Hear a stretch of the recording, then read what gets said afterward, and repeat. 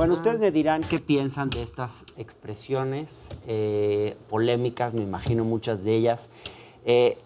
Viendo esto, me imagino que la respuesta a la pregunta, ¿existe el antiobradorismo? Es muy obvia. Pero ahora, ¿cómo lo definirían? Y quedó pendiente tu respuesta, Blanca, pero podemos integrarla en esto. ¿Quieres empezar? Sí. Yo creo que, no creo que el López Obradorismo sea un tradicionalismo. Pasa que durante los últimos años hubo una transición cultural que degradó a todos los sujetos colectivos, incluyendo a la familia, a los sindicatos, incluso a los partidos, como resabios de un tradicionalismo fracasado. Pero son en realidad estos artefactos colectivos lo más complejo de las sociedades. Un discurso, sobre todo el discurso de la psicología evolucionista, que es el que ha dado forma a la idea de naturaleza humana del neoliberalismo en todo el mundo. Steven Pinker, su principal inspirador y articulador. Tienen la idea de que la familia es el lugar de los vínculos primarios, pero tienen una sola idea de familia, que es la familia occidental, donde hay una idea de éxito. En realidad es una idea bastante reduccionista.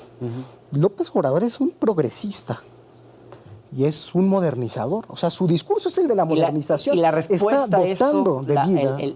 ¿Quiénes son los antiobradoristas? ¿Qué los mueve? ¿Qué los motiva?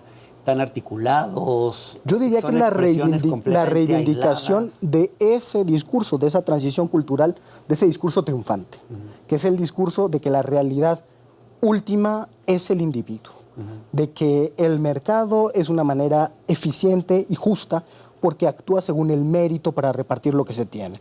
Entonces, se les tiene resentimiento por su éxito, como lo acaban de decir en la cápsula. Es la reivindicación de un discurso que fue triunfante durante mucho tiempo, que colapsó en la crisis de 2008 probablemente alrededor del mundo, pero que sigue siendo dominante en una buena parte de la sociedad. Ni siquiera diría que nada más en la élite.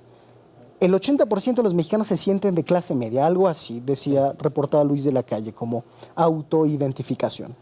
Esa autoidentificación son las ganas de afirmarse como individuos exitosos en ese esquema.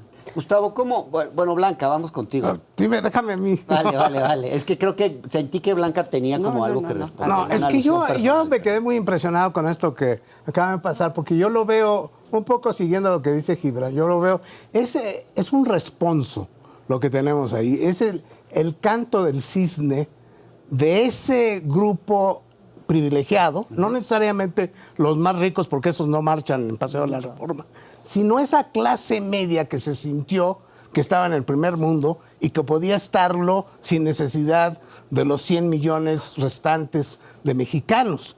Y lo que dice aquí es esto, dice, nosotros somos los que trabajamos y pagamos impuestos, lo dudo. Yo creo que probablemente de esos que están manifestando no están pagando impuestos. Lo dicen porque es una manera de querer señalar que los que están con López Obrador son los huevones, los que no trabajan y los que no pagan impuestos. No son México, dicen. ¿Ustedes ven el surgimiento en estos grupos de algo parecido a una versión del Tea Party Región 4? ¿O la comparación no tiene nada que ver? Por los discursos racistas, clasistas, de gente que siente amenazado su privilegio. Yo creo que sí puede generarse un caldo de cultivo para expresiones de ultraderecha, sobre todo entre las clases medias. Pero aquí no estaba representada. Pues por la base social, ¿no? Una base social muy importante de la ultraderecha. Pero no me quisiera ir por ahí. Creo que sería muy interesante otra vez hacer entrevistas también con otros grupos sociales. Pero en este grupo que no domina bien la lengua española, por ejemplo, que tiene serios problemas para articular sus ideas, no veo yo más que emoción. Veo emoción, lo que veo sobre todo es susto, ¿sí? Muy entendible. A las élites, porque son élites, ¿sí? Clase media alta, en fin, pero en un país, digamos, cuyo salario promedio, digamos, es 6,000 pesos al mes, datos del Instituto Mexicano Todos de Seguro ellos están Social, en el 1.8% más alto de la hasta arriba, ¿sí? de la distribución del ingreso. Y para este grupo, como ha ocurrido históricamente ya en la antigua Grecia, ¿sí?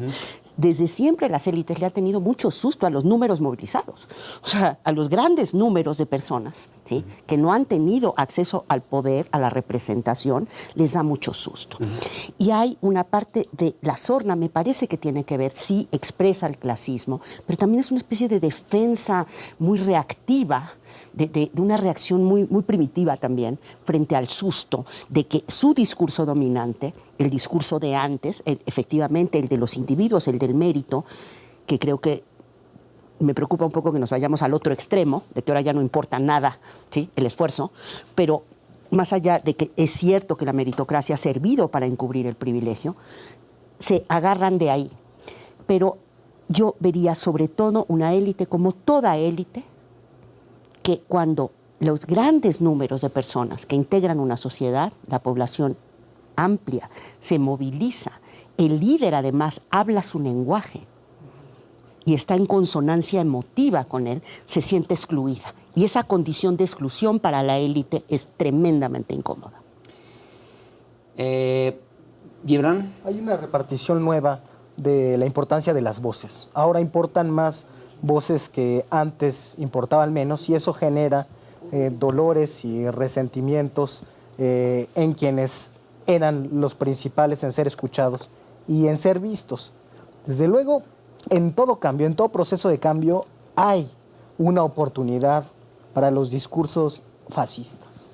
Yo en eso soy muy ¿Los tres gramsciano. ven discursos fascistas en este Yo sector? sí, yo lo digo por lo siguiente, hay una movilización corporativa que se define en términos de clase, que niega la legítima existencia del otro como inferiores, como con cerebro pequeño, como ignorantes, como sujetos de dádivas y de clientelismo, y que no lo tolera. Eso para mí es fascista, pero hay en todo proceso de cambio esa posibilidad.